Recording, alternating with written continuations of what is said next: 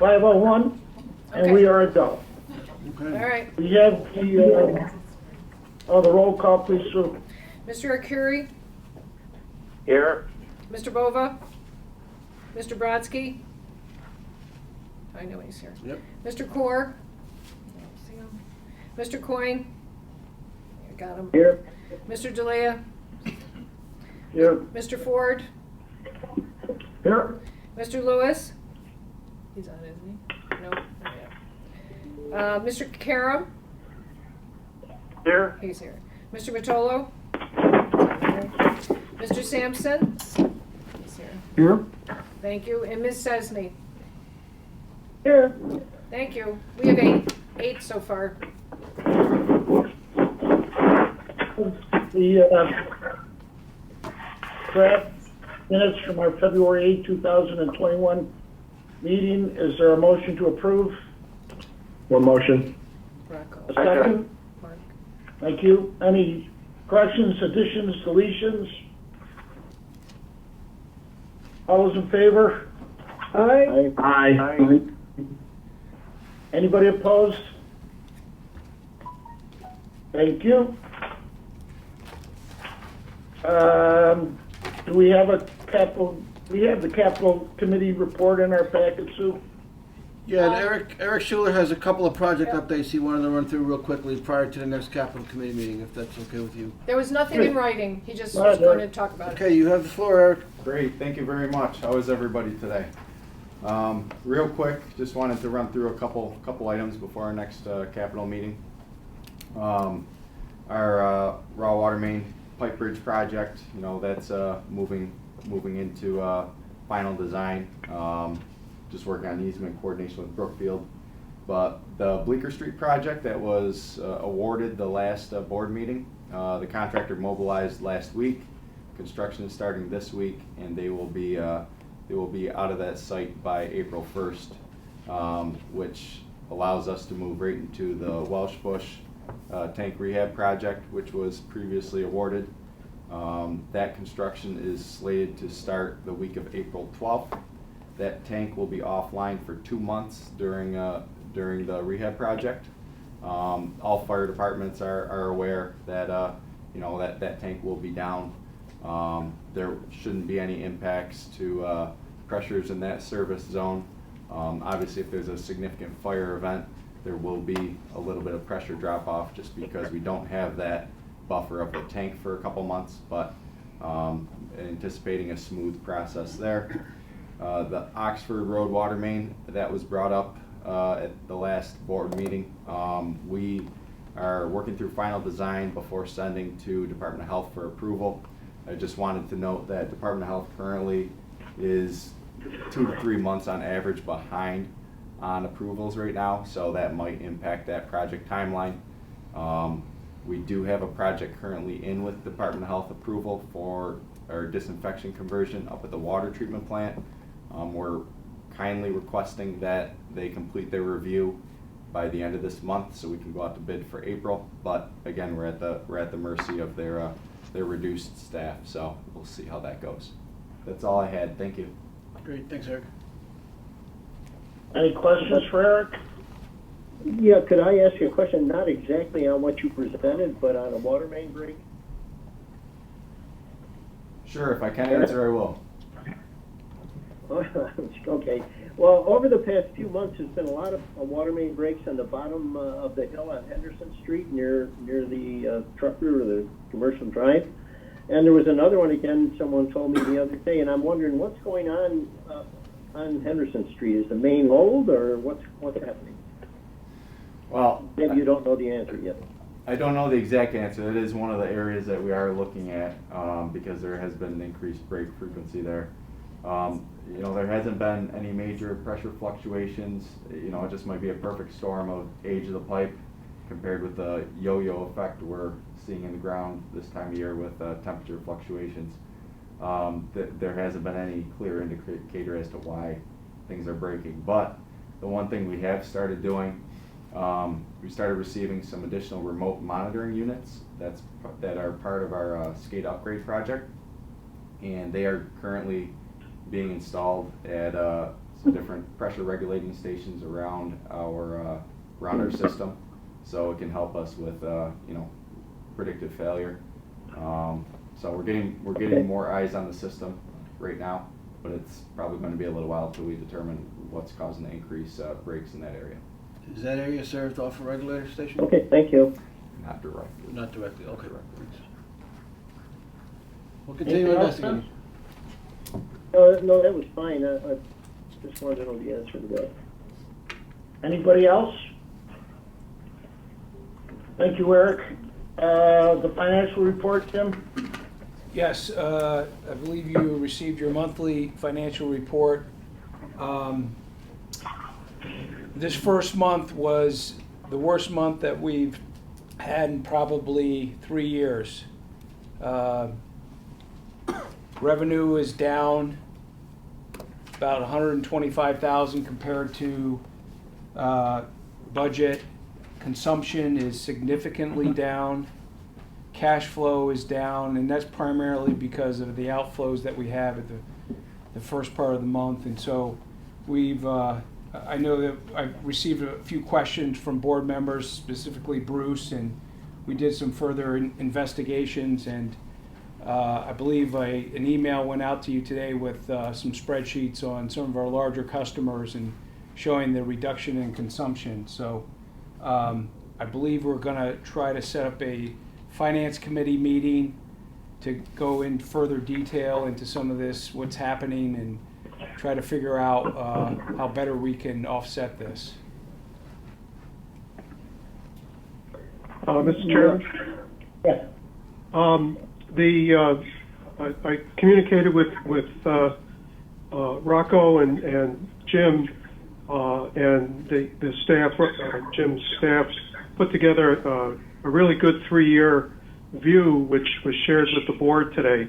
The purpose of that was to try and identify some, trends that we might be able to have an impact on.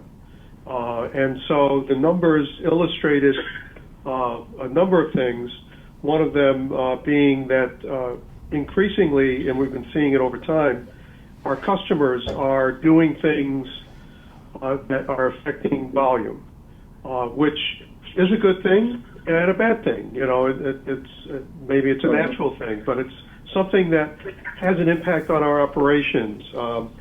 So I asked Rock if we could have a meeting to look at what we might be able to do as an organization, policy or practice. For example, instituting some sort of regular review on major customers to try and anticipate, get a report on and anticipate what's going to happen in the future. I was a little concerned also about the volume of delinquencies, and they also hit a high. And so maybe some policy. We have to deal with COVID and actions we took related to COVID, but is there a policy related to new accounts that we might put into place to be more attentive on those who are not as on time as others?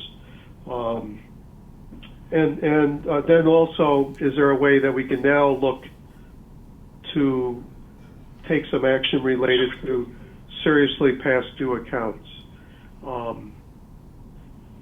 Because we're, obviously the seriously past due accounts, and we're not charging them any fees or related to that, is also impacted us. But also, one of the reasons we have fees is it's encouragement to pay on time.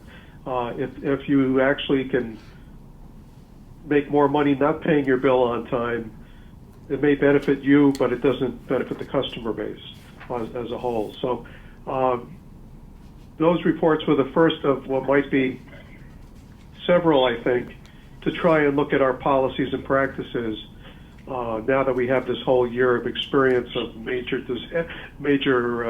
issues. And unfortunately, as Jim indicated, we've hit the high on several areas which will affect future rate increases. So we really should see if there's any actions we can take.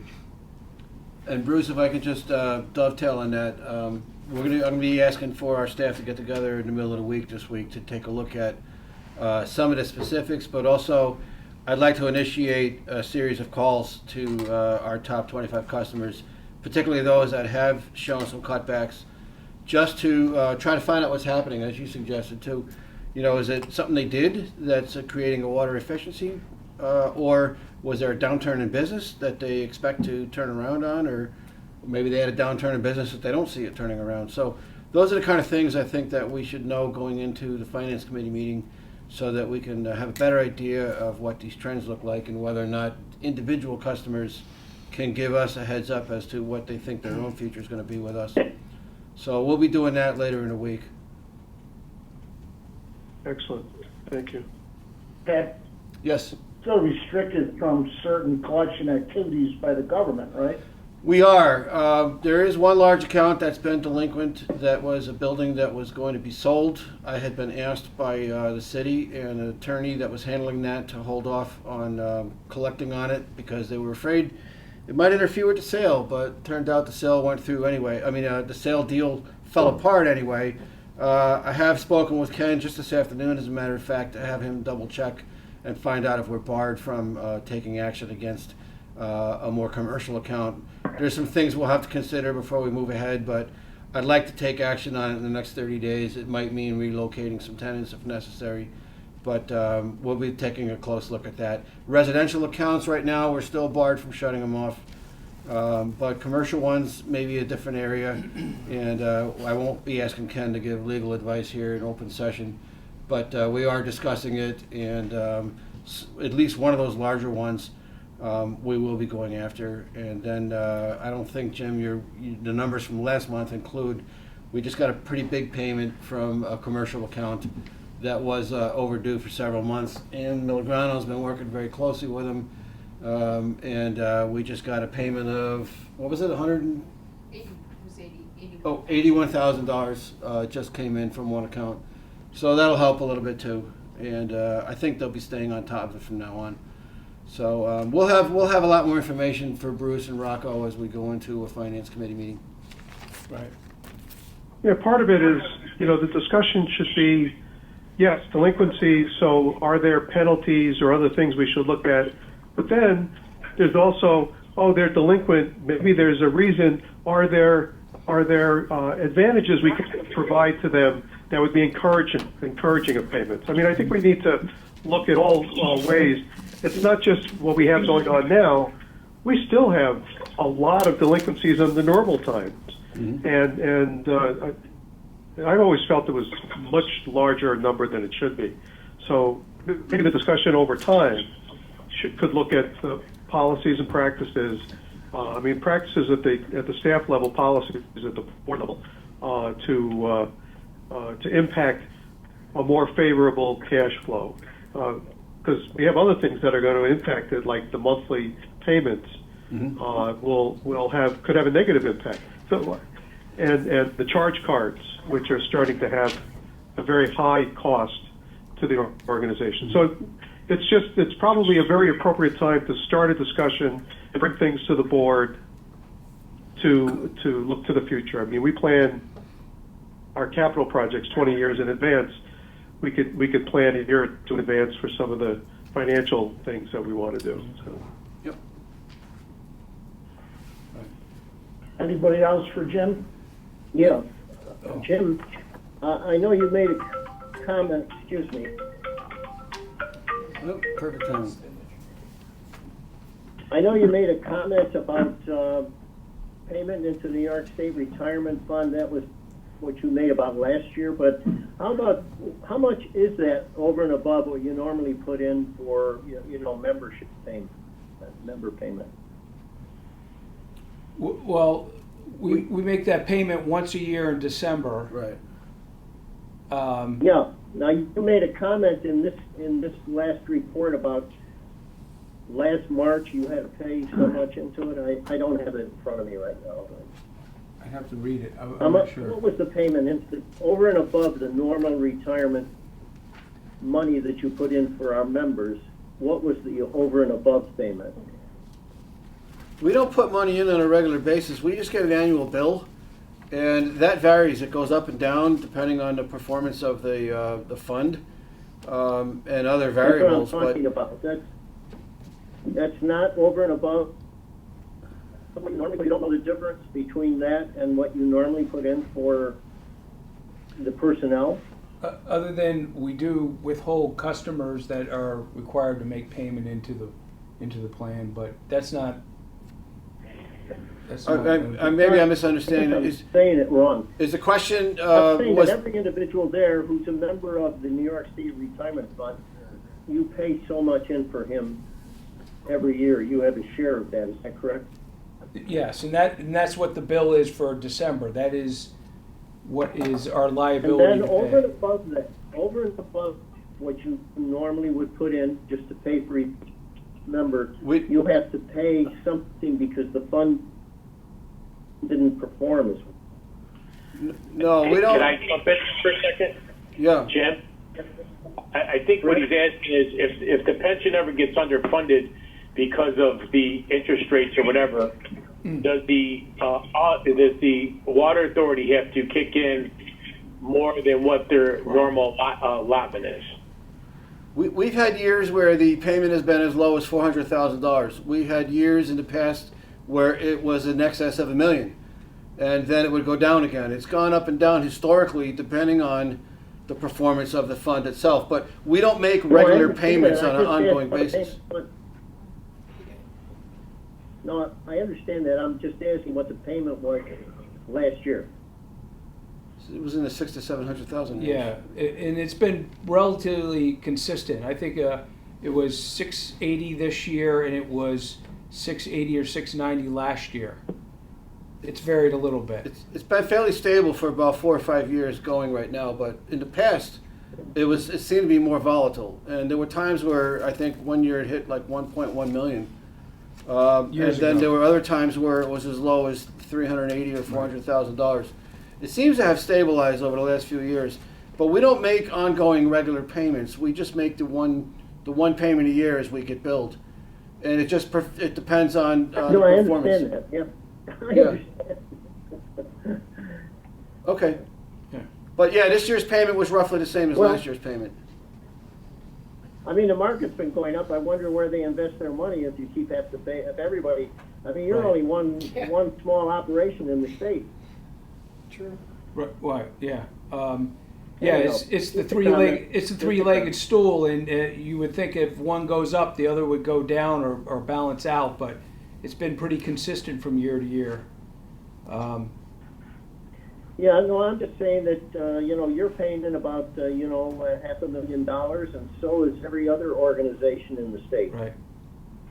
Well, usually what happens is interest rates drop, you're going to pay more into the pension because they're not getting the return they want. Sure. Or they need. So I would think right now this is probably a more costly time for us because of where interest rates are. And on top of that, No, they certainly don't invest in the market, but that's okay. That's enough. I guess we're Right. taking up enough time. Yeah, they do That's invest in okay. It's not like you have a choice about it, Vince. well, and the other point is that there are a lot of people No, I retiring right now. understand that. I understand. There's a lot of people that are taking retirement too, so their cost has gone up dramatically over the last few years. We have the baby boom generation that's been slowly leaving in large numbers, so the cost has gone up. And remember back when you asked that previous question back in May about why our liability went so far up, it's because they valued it in March, and you remember in March, the economy, the stock market just collapsed, and so that's when they valued it. So our liability went way up as a result. Right. Sure.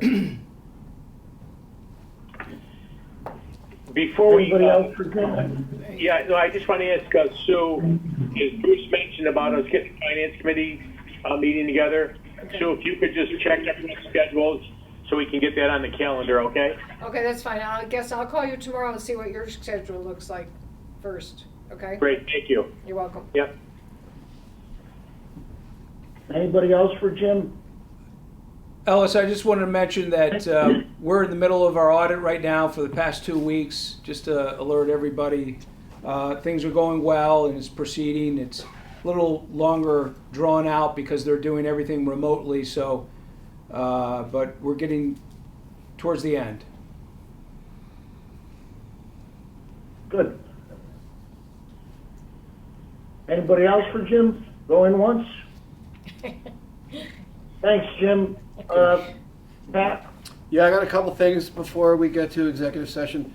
First, we're very happy to report there is currently nobody out on a COVID isolation or COVID illness. Bruce giving a thumbs up, I agree.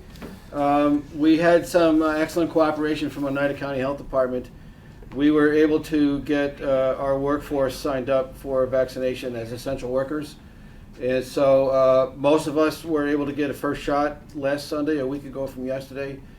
Second shots will be happening in 3 weeks from now, and once we hit that landmark, we'll have somewhere between 60 and 65% of our workforce fully vaccinated, give or take the 10 days for the complete efficacy. So we're making pretty good progress on that front, and hopefully COVID-related illnesses, at least within the workforce, will be kept at a minimum level moving forward. Are you having trouble with any workers refusing? We haven't mandated it. We offered it. It was strictly voluntary. A lot of them went for it. Some decided not to. Others had a conflict and just couldn't get there. So we're trying to get them scheduled, in contact with the county, trying to find out the next available date. But we haven't mandated it on anybody at this point. And, some just chose not to do it, and that's their choice. So we're trying to respect that. But that'll all be reflected as we change our work rules and open up. And people that are not vaccinated may find that there's extra precautions they'll have to, take into account before others can, relax a little bit. Another thing I was going to mention is the county legislature has raised sewer rates effective April 1. You're all sitting down. That's a good thing. They're going up 18.1% as of April 1. Ow! That's going to affect our collections right there. Yeah, that may affect consumption. I mean, it's always a double-edged sword, and elasticity of demand is not as great with water as it is with some things, but certainly it always encourages more conservation. So we may suffer a little bit because of that, but we have put something on our website and our Facebook account, which I'm told by Jim Mack from IT, we're already getting some pretty strong reactions to that statement. But we're making it clear in our postings that we don't control the sewer rates. They may see a change in their quarterly bill, but that is not anything we have any control over, and that this board does not set the sewer rate. So we just want to make sure everybody understands that, and we'll be reinforcing that every chance we get. And I'm sure with every phone call we'll get, which will probably be rolling in when people see their new bills. So we'll just make sure that people know it's not the Water Authority doing that. Unfortunately, it's not the end of it. I mean, that's what happens when you spend $125 million in capital in 2 years. That's the consent order. Yep. And actually, it'll probably be more than 125 before they're done. And that's a lot of money. Yeah, and with the interceptor and the pumping stations, it's more like 180. So, but yeah, they have debt service kicking in. Very expensive. They do have debt payments kicking in, and that's the reason for the increase. Last It's going to go up month, again next year. Last month I mentioned the reservoir was getting pretty low, and through a little bit of give and take and tug of war and some extra help from Tony Pacenti and others, we were able to convince the Canal Corporation to slow down the releases and abandon the operating diagram for a couple of weeks. By the time they cut it back, we were able to maintain it at roughly 1193 elevation. As of this morning, it's back to 1197 and a half or so. So we've picked up, actually it's just under 1197, but we gained about 3.5 feet in elevation over the last 3 or 4 weeks as there's been some slow meltdown thanks to the sunshine. They are resuming the operating diagram again as of this past Saturday, but it's not dipping. I talked to Howard Goebel at Canals personally, and he's assured me that if it starts to drop again pretty quickly, that they'll slam the brakes on one more time. But I think with the warm weather around the corner, we'll start to see it fill up. So, it looks like we've made it out of this winter without having any operational concerns over low reservoir levels. And as you may know, the raw water line project, the first mile or so, which is included in phase 2 and is already included in our bonded funds, will give us quite a bit more flexibility on our hydraulic draw capability. Unfortunately, we're going to have to go through next winter with the same conditions because that project won't be done until sometime after next winter, presumably before the following winter. But a lot of the holdup, as Eric alluded to earlier, the phase one with the new pipe bridge going over the gorge, carrying a larger piece of main, is in final design, and we'll be getting to work on that very quickly. But it was held up for about 2 years by Brookfield Power, so that's delayed the entire project. And at this point, we're behind schedule, but through no fault of our own. So the Canal Corp wasn't happy to hear that, but we're going to have to go through next winter with the same hydraulic limitations that we face today, and we may have one more, hopefully mild winter where we can get through without a problem. And after that, we should be able to breathe easy and be able to get all the water we need at lower levels. So with a little luck, we'll get that project kick-started and moving ahead on time. Other than that, the SCADA program, the upgrade project that was included in the bonds as well, roughly $2.5 million, is moving ahead very well. The final architecture design on the system is about complete. They've already changed out some panels at the water treatment plant that are running in parallel with the existing system being tested. Everything's looking very good. They expect in the next 3 months to finish all the work at the water treatment plant, while at the same time moving some new panels out into the field for the water tank monitoring. The rest I probably won't get too detailed, even though I got a great page of notes here from our IT department on it. We don't want to give away too much technical information about what they're really doing. But it is on schedule, should be completed in the first quarter of 2022. Bruce is laughing. I'm not sure what I just said, but we don't want to give away our trade secrets and our vulnerabilities. So, but the project is moving very well, and it looks like everything's going to be tightened up very well when this project is completed. So that's all I have for now, unless anybody has any questions for me. Yeah, you should explain why transparency is not preferred with SCADA. It's not always the best course of action. Any questions for Pat? Thanks, Pat. Any old business? Any new business? We need a motion to go into executive session for personnel matters. I'll make it. Bruce and, okay. Bruce, I'll second. Yep. Thank you. Any discussion on this? All those in favor?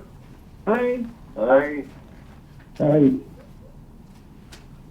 Anybody opposed? Thank you.